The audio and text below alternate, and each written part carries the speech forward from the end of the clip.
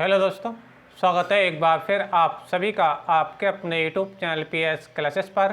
तो दोस्तों, आज के इस वीडियो लेक्चर में हम बात करेंगे जिन छात्रों ने 12th क्लास फिजिक्स के प्रैक्टिकल के संबंध में प्रत्यावर्ती धारा डायनमो अथवा विद्युत जनित टॉपिक तैयार किया है और इसका डायग्राम अपने चार्ट पेपर पर बनाया है। तो स्टूडेंट, आज के इस वीडियो लेक्चर में हम आपको बताएंगे कि इस टॉपिक से संबंधित वाइवा में आप लोगों से कौन कौन से क्वेश्चन पूछे जा सकते हैं और उन क्वेश्चनों का आप लोगों को क्या आंसर देना होगा ताकि आपका वाइवा अच्छे से अच्छा हो सके। स्टूडेंट, एक बार मैं आपको बताता चलूँ कि इस टॉपिक से संबंधित आप लोगों से वाइवा में जितने भी संभव क्वेश्चन पूछे जा सकते हैं उन क्वेश्चनों को मैंने पहले स्क्रीन पर लिख रखा है समय बचाने के लिए, ठीक है। और साथ ही साथ बच्चों, इसका जो डायग्राम आप स्क्रीन पर देख पा रहे हैं वो भी मैंने आपको बना के रखा है, ठीक है। अब बच्चों, बारी बारी से इन क्वेश्चनों को पढ़ूंगा और उनके आंसर आपको हाथों हाथ बताता हुआ चलूंगा। साथ ही साथ इसी क्रियाविधि को भी बताऊंगा कि कैसे काम करता है। तो चलिए शुरुआत करते हैं। वीडियो शुरू करने से पहले आप लोगों से मेरा विशेष रिक्वेस्ट बच्चों ये है कि वीडियो लेक्चर को पूरा देखें, ध्यान से समझें, ताकि आपको रियल फील आए कि जो AC जनरेटर होता है ये किस प्रकार काम करता है, ठीक है। तो शुरुआत करते हैं वीडियो लेक्चर की। तो देखिए स्टूडेंट, जैसा कि आप स्क्रीन पर देख पा रहे हैं, इसका जो डायग्राम है और जो क्वेश्चन है बच्चों आप ये देख पा रहे हैं स्टूडेंट, ठीक है। अब देखिए स्टूडेंट, क्वेश्चन अटेंड करने से पहले इसकी संरचना के बारे में समझते हैं कि इसके कितने मुख्य भाग होते हैं, ठीक है। तो स्टूडेंट, इसके जो मुख्य भाग होते हैं मतलब 4 मुख्य भाग होते हैं। 4 मुख्य भाग होते हैं। पहला जो भाग होता है बच्चों वो होता है क्षेत्र चुंबक। क्या होता है बच्चों? क्षेत्र चुंबक होता है। ये एक शक्तिशाली चुंबक NS होता है। ये एक शक्तिशाली चुंबक क्या होता है? NS होता है, जिसमें हम आर्मेचर कुंडली को घुमाते हैं, ठीक है। तो पहला मुख्य भाग क्या बच्चों? क्षेत्र चुंबक। और ये एक शक्तिशाली चुंबक क्या होता है बच्चों? NS होता है। N का मतलब होता है चुंबक का नॉर्थ पोल, S का मतलब होता है चुंबक का साउथ पोल, यानी उत्तरी ध्रुव और दक्षिणी ध्रुव, ठीक है। दूसरा जिसका मेन पार्ट होता है बच्चों वो है आपका आर्मेचर कुंडली या आर्मेचर, ठीक है। आर्मेचर क्या होती है? आर्मेचर बच्चों नर्म लोहे की आयताकार क्रोड पर, नर्म लोहे की आयताकार क्रोड पर तांबे के बहुत से फेरों को लपेटकर बनाई गई ये कुंडली होती है। मैंने क्या बताया? आर्मेचर क्या होती है? आपसे पूछा जा सकता है कि आर्मेचर, मैंने क्वेश्चन लिखा भी है लेकिन अभी आपको बता रहा हूँ कि आर्मेचर क्या होता है, इसको बता रहा हूँ। नर्म लोहे की आयताकार क्रोड पर, है ना, नर्म लोहे की आयताकार क्रोड पर तांबे के बहुत से फेरों को लपेटकर बनाई गई एक कुंडली होती है, जिसे हम क्या कहते हैं? आर्मेचर कहते हैं। और यही आर्मेचर इस शक्तिशाली चुंबकीय क्षेत्र के अंदर घूमती है अर्थात मूव करती है, ठीक है। तीसरा जो इसका मुख्य भाग होता है बच्चों वो होता है सर्पी वलय, स्लिप रिंग होता है। क्या होता है? सर्पी वलय। सर्पी वलय क्या होते हैं? इसमें तांबे के तारे की जो कुंडली लपेटी गई होती है, तांबे के तारे की जो कुंडली लपेटी गई होती है स्टैंड, ठीक है, तो उसके दोनों सिरे इन किससे, सर्पी वलयों से क्या रहते हैं? जुड़े रहते हैं। यानी इस पर जो तांबे की तारे कुंडली लपेटी जाती है, इस पर कॉइल लपेटेंगे, इस पर जब इसमें कॉइल लपेटी होती है तो उसके 2 सिरे आएंगे। दोनों सिरे बच्चों किससे अटैच रहते हैं? वो दोनों सिरे जो अटैच रहते हैं वो किससे रहते हैं बच्चे? आपके सर्पी वलय से रहते हैं, यानी S1 और S2 से रहते हैं, ठीक है। अच्छा, इसका जो चौथा जो मुख्य भाग है बच्चों वो क्या आपका? ब्रुश है। क्या है? ब्रुश है।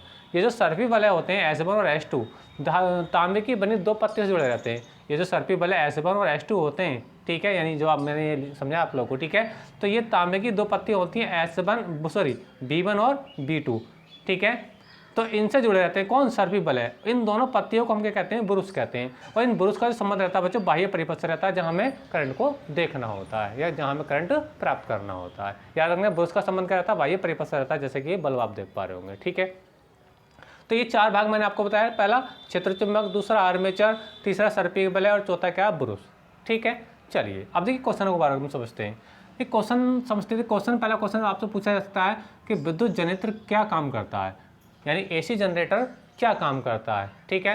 तो बच्चों आप इसका जवाब देंगे कि सर विद्युत जनरेटर एक ऐसा यंत्र है जिसकी सहायता से यांत्रिक ऊर्जा को विद्युत ऊर्जा में बदला जाता है।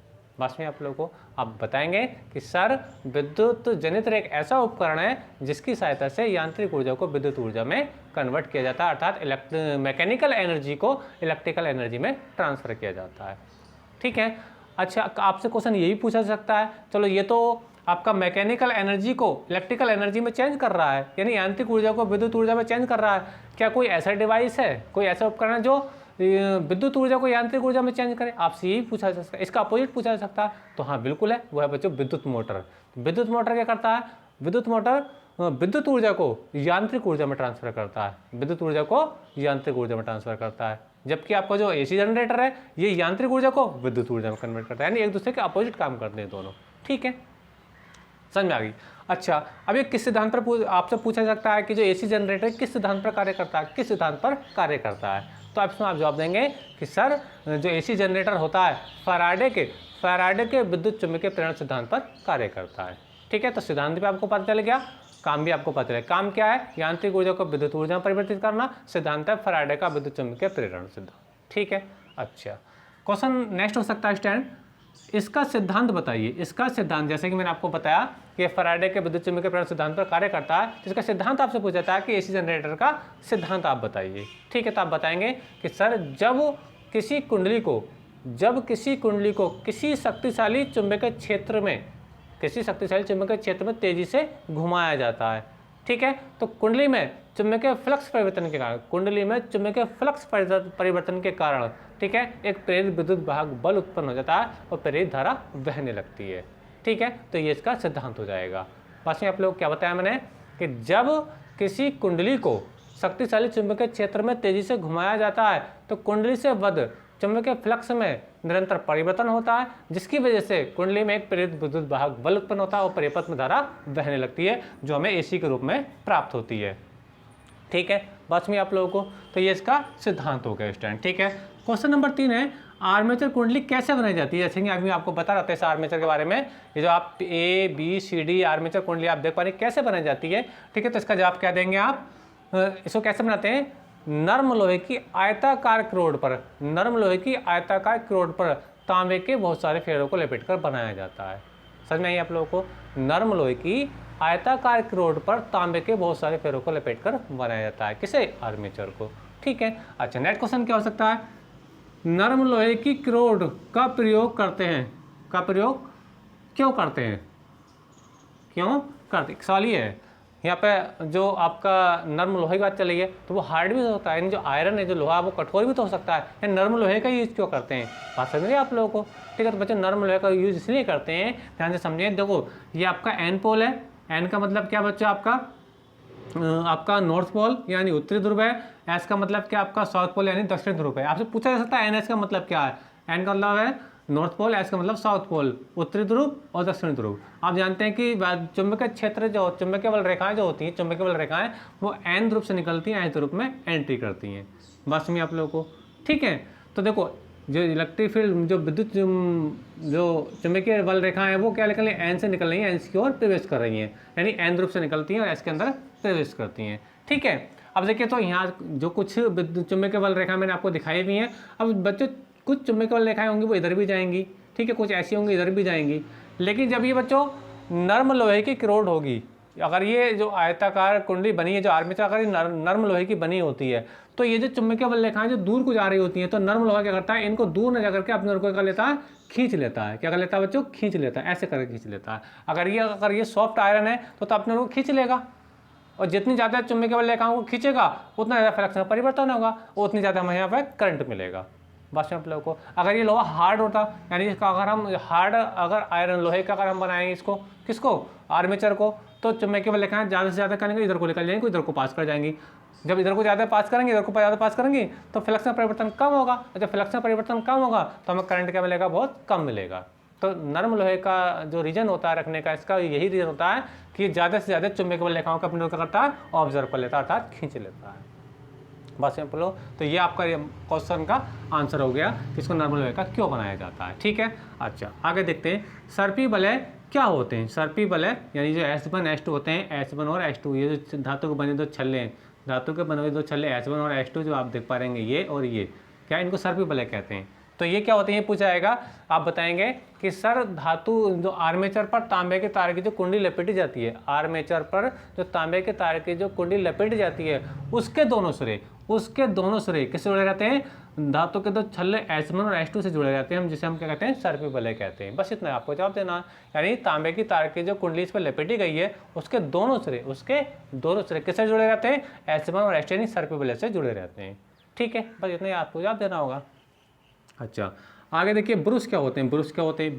अब देखिए ब्रुश जो आप B1 और B2 आप देख पा रहे हैं। ठीक है, देखिए ये जो सर्पी वलय S1 और S2 होते हैं, सर्पी वलय S1 और S2 जो होते हैं, ठीक है, ये तांबे की बनी दो पत्तियों B1 और B2 से जुड़े रहते हैं, तांबे की दो बनी पत्तियों B1 और B2 से जुड़े रहते हैं। ठीक है, जिन्हें हम क्या कहते हैं, ब्रुश कहते हैं। एक बात इंपॉर्टेंट ये है कि जब ये कॉइल इसके अंदर घूमती है, जब कुंडली यहाँ पे बच्चों घूमती है, तो ये ब्रुश नहीं घूमते हैं। आपके जो ब्रुश B1 और B2 ये नहीं घूमते, ये स्थिर रहते हैं। जबकि S1 और S2 जो आपके सर्पी बल हैं ये दोनों घूमते हैं, ये दोनों घूमते हैं। बात समझ आप लोगों को, ठीक है। अच्छा, तो याद रखना कि जो आपके ब्रुश होते हैं ये नहीं घूमते, कौन S1 S2 सर्पी वलय घूमते हैं कुंडली के साथ, ना कि आपके ब्रुश घूमते हैं, ठीक है। और ब्रुशों का संबंध कहा जाता है बच्चों बाह्य परिपथ से रहता है। जो ब्रुश आपके B1 और B2 हैं इनका संबंध किससे रहता है बच्चों, इसका परिपथ संबंध है बाह्य परिपथ, जहाँ हमें करंट को देखना होता है, करंट को हमें देखना होता है स्टूडेंट, ठीक है। याद रखना आपसे ये पूछा जाता है ये जो ब्रुश होते हैं ये काय के बनते हैं, ये पत्तियाँ जो होती है काय की होती हैं बच्चों, ये पत्तियाँ जो होती हैं वो कॉपर की होती हैं, काय होती हैं, कॉपर की बनी होती हैं, ठीक है। इस बात को याद रखना, ठीक है। और ये जो धातु के छल्ले ये किसी भी धातु को हो सकते हैं, आयरन के भी हो सकते हैं, है ना। लेकिन जो पत्तियाँ होती हैं हमें से याद रखना ये कॉपर की बनी होती हैं, ब्रुश यानी B1 और B2, ठीक है। और जो S1 S2 होते हैं किसी भी धातु के हो सकते हैं। आगे बात करेंगे क्वेश्चन नंबर 8 की। प्रतिवर्ती धारा क्या होती है, प्रतिवर्ती धारा क्या होती है, बात में आप लोगों को। तो प्रतिवर्ती धारा आपको पता होना चाहिए क्योंकि मेन टॉपिक यानी इसी चैप्टर से लिया गया, चैप्टर का नाम प्रतिवर्ती धारा है, बता रहा हूँ आपको। देखिए तो प्रतिवर्ती धारा की परिभाषा क्या है कि वह धारा जिसका परिमाण व दिशा दोनों समय के साथ निरंतर बदलते रहते हैं, ठीक है, और एक निश्चित समय अंतराल के पश्चात उसी परिमाण व उसी दिशा की पुनरावृत्ति होती है, कहलाती है प्रतिवर्ती धारा कहलाती है। इसका ग्राफ कुछ ऐसा होता है, आपने पढ़ा होगा, ये जीरो, ये पॉजिटिव और ये नेगेटिव, तो ये AC का ग्राफ होता है, ये AC का कर्व होता है, ठीक है। यानी कि प्रथम आधे चक्कर में धनात्मक होती है, प्लस की होती है, दूसरे आधे चक्कर में ये बच्चों क्या होती है, माइनस की होती है, ठीक है। बात में आप लोगों को तो वह धारा जिसका परिमाण व दिशा दोनों समय के साथ निरंतर बदलते रहते हैं और एक निश्चित समय अंतराल के बाद उसी परिमाण व उसी दिशा की पुनरावृत्ति होती है, कहलाती है प्रतिवर्ती धारा कहलाती है, ठीक है।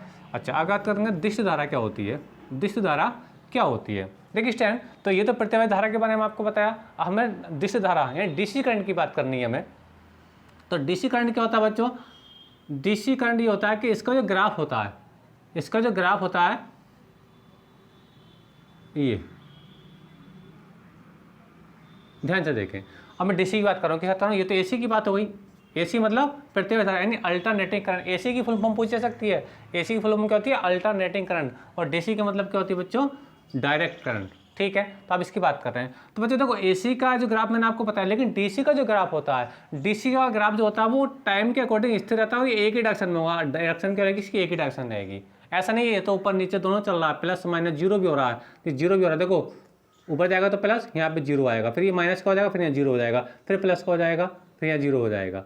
तो ये टाइम के अकॉर्डिंग चेंज भी हो रहा है, ठीक है। लेकिन DC का जो करंट होता है बच्चों ये टाइम के अकॉर्डिंग चेंज नहीं होता, यानी इसकी परिमाण और दिशा क्या रहती है, स्थिर रहती है, तो ये DC करंट होता है। अब ये देखो DC करंट हमें कहाँ से मिलता है, DC करंट हमें कहाँ से मिलता है, DC करंट मिलता है बैटरी से मिलता है, कहाँ से मिलता है, बैटरी जो होती है उस समय DC करंट मिलता है, ठीक है। और जो AC करंट होता है जो अपने घरों में लाइट आती है आपका AC करंट होती है, यानी प्रतिवर्ती धारा आती है। ये आपसे पूछा जा सकता है कि घरों में आने वाला करंट कौन सा करंट होता है, तो कौन सा करंट होता है बच्चों, AC करंट होता है, ठीक है। बस में आप लोगों को ये पूछा जा सकता है कि AC और DC में कौन खतरनाक होता है, तो AC और DC में AC खतरनाक होता है। आपने देखा होगा लाइट के तार को अगर हल्का छू लो तो कितना बड़ा झटका लगता है, जबकि बैटरी वाले करंट को अगर छूओगे तो कोई प्रॉब्लम नहीं होती है ना। तो ये बात भी याद रखना। क्वेश्चन नंबर 9, प्रतिवर्ती धारा का समीकरण क्या होता है, प्रतिवर्ती धारा का समीकरण क्या होता है। तो प्रतिवर्ती धारा का समीकरण होता है बच्चों ये होता है I = I0 sin ωt। क्या होता है बच्चों, I = I0 sin ωt होता है। ये इसका क्वेश्चन का जवाब हो गया। प्रतिवर्ती धारा का समीकरण आपसे पूछ लिया था तो I = I0 sin ωt होता है, ठीक है। प्रतिवर्ती वोल्टेज क्या होता है, V = V0 sin ωt होता है। वोल्टेज के लिए क्या होता है, V = V0 sin ωt होता है, ठीक है। जब V0 क्या होता है बच्चों, ये I0 क्या होता है, ये होता है बच्चों शिखर मान या धारा का शिखर मान या हाँ अधिकतम मान या शिखर मान एक ही बात है, ठीक है। ठीक है, V0 क्या वोल्टेज का शिखर मान है, I0 क्या धारा का शिखर मान है, ठीक है। नेक्स्ट क्वेश्चन क्या देखिए, क्वेश्चन नंबर 10, AC को DC में तथा DC को AC में कैसे चेंज करते हैं। यानी आपको अगर क्वेश्चन दिया जाए है कि AC को DC में चेंज करना, हमें AC को DC में चेंज करना तो कैसे चेंज करोगे। तो बच्चों AC को DC में चेंज करने के लिए हम रेक्टिफायर का यूज करते हैं। किसका यूज करते हैं बच्चों, हम रेक्टिफायर का यूज करते हैं। चलिए हम इसका स्क्रीनशॉट ले लीजिए, थोड़ा मैं इसको लिख के समझाऊंगा, थोड़ा मैं इसको पीछे से रब करता हूँ। चलिए आप स्क्रीनशॉट ले लीजिए। चलिए हटा देते, देखिए देखिए अगर आपको AC को DC में चेंज करना है तो AC को DC में चेंज करने, AC को हम क्या करना है DC में करना है बच्चों, ठीक है। तो हमें करना होता है रेक्टिफायर का यूज करना पड़ता है, क्या का रेक्टिफायर, रेक्टिफायर का यूज करते हैं हम, ठीक है। अच्छा अगर हम DC को AC में करें, DC को AC में करें यानी DC को हमें करना है किस में, AC में, तो बच्चों हमें यूज करना होता है इन्वर्टर, क्या करना होता है इन्वर्टर, जो आपके घरों में लगा होता है, ठीक है। तो AC को DC में चेंज करने के लिए हम रेक्टिफायर का यूज करते हैं, लेकिन जब हम DC को AC में चेंज करते हैं तो हम क्या करते हैं इन्वर्टर का यूज करते हैं। किसका यूज करते हैं बच्चों, इन्वर्टर का यूज करते हैं।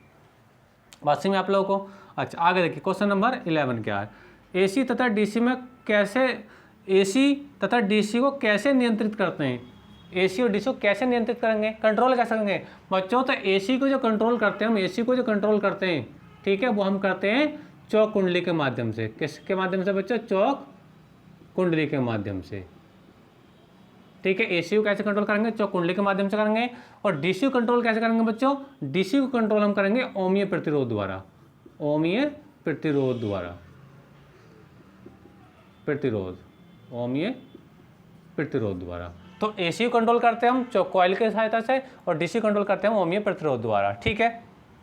क्वेश्चन नंबर 12, AC तथा DC में कौन खतरनाक है, AC तथा DC में कौन खतरनाक है। तो बच्चों AC तथा DC में AC खतरनाक है। कौन से बच्चों, AC खतरनाक है। जैसे कि मैं आपको बताया कि घरों में जो लाइट आती है उसका हल्का तार अगर छू लिया जाता है तो कितनी तेजी का झटका लगता है ना। तो कौन खतरनाक है बच्चों, AC खतरनाक है। कौन सी खतरनाक है बच्चों, AC खतरनाक है, ठीक है।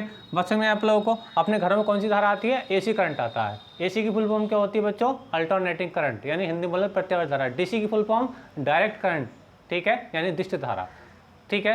DC करंट कहाँ से मिलता है, ब्रेड से मिलता है। AC करंट कहाँ से मिलता है, हमें ट्रांसफार्मर से मिलता है, जबकि घरों में आता है, ठीक है।